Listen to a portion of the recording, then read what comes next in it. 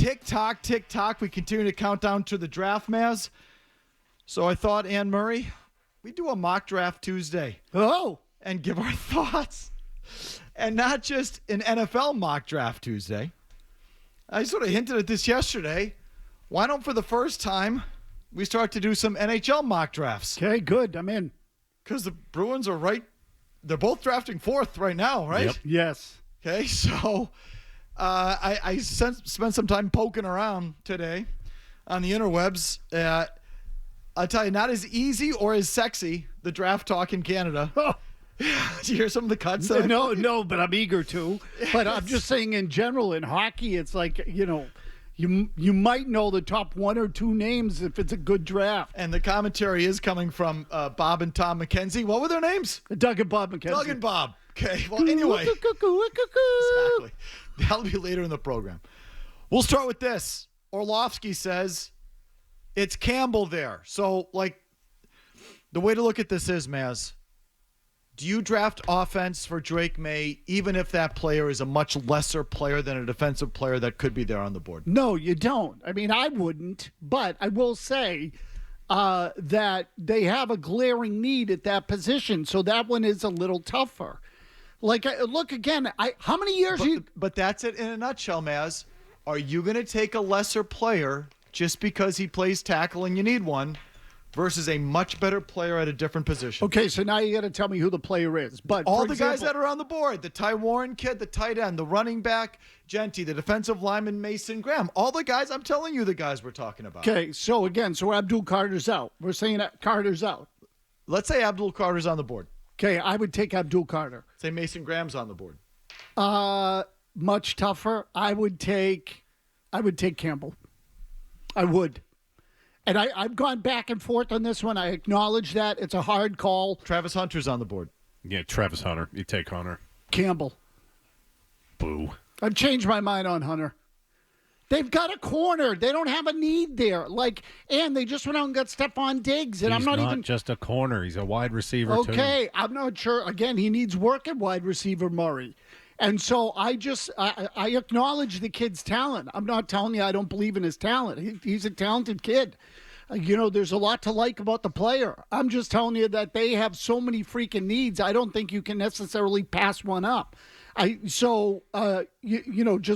already have players at that spot, at least for 2025. So I'm not going out of my way on Travis Hunter. And I'm sorry. I know I'm a stickler for this particular point. But how many years are you going to go without a left tackle? And you don't need you don't need a franchise left tackle. If you're looking for Anthony Munoz or Joe Alt, or take your pick of any of the great tackles in the history of the sport, okay? I'm just picking a couple off the top of my head. You're not going to get that guy in this draft. That doesn't mean you can't get a legit NFL player. Matt Light wasn't a franchise left tackle, but he second round pick. Okay, right, exactly. But so that's my point. Is if this is a bad draft and you are looking for Trent Williams, you're not going to get him. It doesn't exist. So you're going to have to take something lesser at that pick than you normally would. That's a reflection on the draft. I know this comes down. This happens a lot for a lot of teams, a lot of different years. Need versus best player. But boy, I think it's going to be stark this year, especially, and I have a hunch that Abdul Carter is going to be there. I think Abdul Carter is falling, and it's not just the injury. It seems sort of like in the last week he started to fall. Did he re-break his foot? Did something new come out about his foot? I don't know. No. It's news to me. I mean, the injury is a concern, but It's been a concern for a month. But in this last month, there's something new. Travis Hunter's gone ahead of him. Attitude issues, something like that. I don't know. Yeah, that's what I'm asking. That's what I'm hinting at. Does he have any makeup or character issues? I wonder if teams are downgrading him because of something else, and they're just giving him a break by saying it's a foot. I don't know why all of a sudden the foot's a bigger concern this week than it would have been 2 weeks ago. My sense is Abdul Carter is falling. Well, look, I'm a slave to the industrial draft complex, so I trust the magazines, I trust the Mel Kipers, I trust the Alex Barths of the world. So if he's there, and I've been told that Carter, along with Hunter, are the only two blue chip prospects in this year's draft, and they're there, and instead you take the short arm tackle, fail in my mind. You take the guy that's the most talented. Those are the most talented guys at the top of the draft. If they fall to you, you take one of them. And I've talked myself into Campbell. See, and I would also say that if you come out of the draft, and I'll allow for the second and third rounds too, okay? But in the top part of the draft, if you come out of there and you don't have a tackle again, fail. I'll say the same thing about that. Fail. So draft a kid that doesn't belong to be drafted at four, just so you can say you drafted the tackle. Okay, does that mean he can't play in the league? It means he can't play tackle in the league. Okay. I don't think he can. I'm going down with the ship, and those and the history of players with that arm length at that position. Nope. I read that coming out of the combine. That those measurables haven't succeeded at that position in a quarter century, and they're not about to. So. I told you I would take Carter if he's at 4. This is like the classic case, Mazz, of, if you reach for need, you end up taking a player that doesn't deserve to be drafted there, and you're right back where you started from. Okay, again, so this comes back to the draft. I'm glad we're doing this today because I've been wanting to talk to you about this. The argument of I wouldn't take that guy at number 4 is based on the history of the draft. So this is not a historically good draft. This is a good point. So the rules have to change. In other words, you can't say, well, I'm not taking that guy at 4. Well, this draft sucks. 4 might as well be 12. Like, it's not 4 anymore. Like, you can't think of it in those terms. You just have to take a guy that can play. And I think Campbell can play in the league. And I'll tell you what, if you don't want to take Campbell, that's fine. I'm just going to tell you that I think there are about 6 tackles that have 5 or 6 that have what constitute first-round grades. You got to get one of those guys. You've got to get one. I just wonder if Abdul Carter's going to be on the board, and if you don't want him, you don't want him like some other teams don't want him. All of a sudden, like I'll just some mocks, okay? Some mock draft Tuesday. It's all jumping off with Mel Kiper. I guess he releases his on every Tuesday. So Mel Kiper's came out, and he's got you taking Will Campbell. He's got Ward. Everyone's got Ward to Tennessee at 1. Okay, so like that's across the board. He's got Travis Hunter going 2 to Cleveland. He's got Abdul Carter going 3 to the Giants, and then he's got Will Campbell coming here at 4. Okay, that's Mel Kiper. The Athletic has. Again, Hunter going to the Browns at 2. Mason Graham going to the Giants at 3. So the Giants are sitting there at 3. Abdul Carter's on the board. The Athletic. Giants don't want Abdul Carter either. Okay, I'm telling you, Abdul Carter is dropping for some reason across the league. And so the Athletic has the Giants passing on Abdul Carter. He has you taking Abdul Carter at 4. I wonder about that. I mean, did he do something like Jalen Carter did to make him drop, like vehicular homicide or something like that, or whatever the hell it was? He's got a foot. Teams are scared of the foot. They're saying. That's what they're saying. They've been saying that for a month. And now all of a sudden there's some guys who've got their sniffers up and are dropping Abdul Carter. Why? So, I mean, I smell a rat. I don't know. I smell something going on there. By the way, I would have taken Jalen Carter. Definitely. The 33rd team.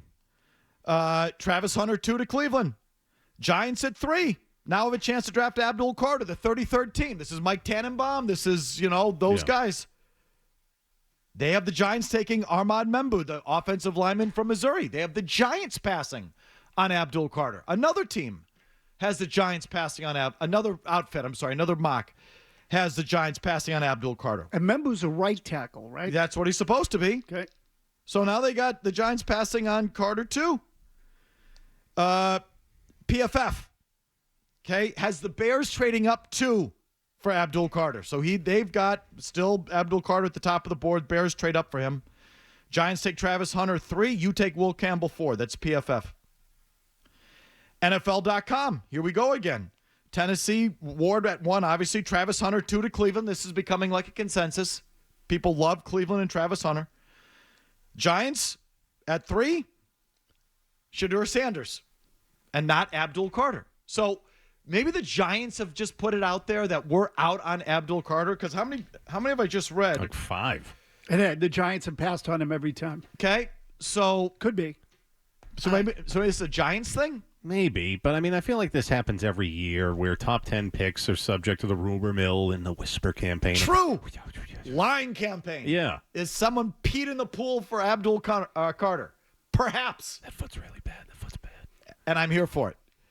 The Pats better not pass on him if he's there at 4. No, now that you put it that way, the Giants are sort of the key. If the consensus is that 1 and 2 are generally Cam Ward and Travis Hunter, then the Giants are the sort of the key to how the rest of it unfolds. Do you want one that reeks like what they would do? CBS Sports, Ryan Wilson. Tennessee, number 1, Cam Ward, obviously. Cleveland, number 2, Shedeur Sanders. I don't believe that, but okay. Giants, number 3. Now Travis Hunter. Okay. All these teams have the Giants. Mike Giardi at Boston Sports Journal still has Abdul Carter to the Giants, but I think every other one of these other mocks has the Giants passing on Abdul Carter when he's on the board. So now we know that the Giants hate Giardi. Okay. Or something. I don't know. Yeah, they don't tell him anything. Or maybe they're the only ones who are telling him something. This is the beauty of the draft. We don't know. I believe in the majority. The Giants, 3rd, they draft Travis Hunter. So you're sitting there at 4, Abdul Carter on the board. You know what Ryan Wilson has you doing? Trading out. He's got Chicago trading up to number 4, drafting Abdul Carter. You drop to number 10 and draft Will Campbell. Well, that would be a good outcome. That feels like them. okay. Will Campbell and an extra first-round pick. Do it. I can live with that. Okay, I think that's their ideal. I think that gives them cover for drafting a guy that's a combo guard tackle at 4. You don't have to draft him at 4. You still get your guy, and you get some extra powder. And like I feel like there's dream scenario. Yes, definitely. I mean, I feel like that's the best case scenario too, because I would say even if they don't get Campbell at 10, if they get one of those other other tackles, 40 and slip, then you come out of it okay. You come out of it okay, and you get an extra pick. So that would be if Carter slips to them, that's good. It's looking like Carter's slipping to them. So that would be a good thing because someone will trade up for him. This to me, I mean, and so I say breaking news. No, it's a breaking mock draft trend line, which means nothing. But here we are. This is what you do when you suck.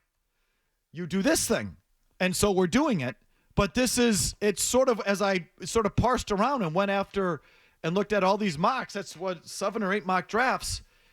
Feels like the Giants are kind of out on Abdul Carter. It feels like in a bunch of scenarios he's dropping to you, which I was told previously, cartwheels, victory laps, that would be a dream scenario. But I wonder if the Giants are passing on him, why? Would you pass on him for the same reason? And would you lose your mind out there if they passed on Abdul Carter? Yes. Okay. If you like that clip, check out more videos from Felger and Mazz here. For more Patriots analysis and opinion, hit this playlist. And for all the latest from the Sports Hub, download the app at 985thesportshub.com.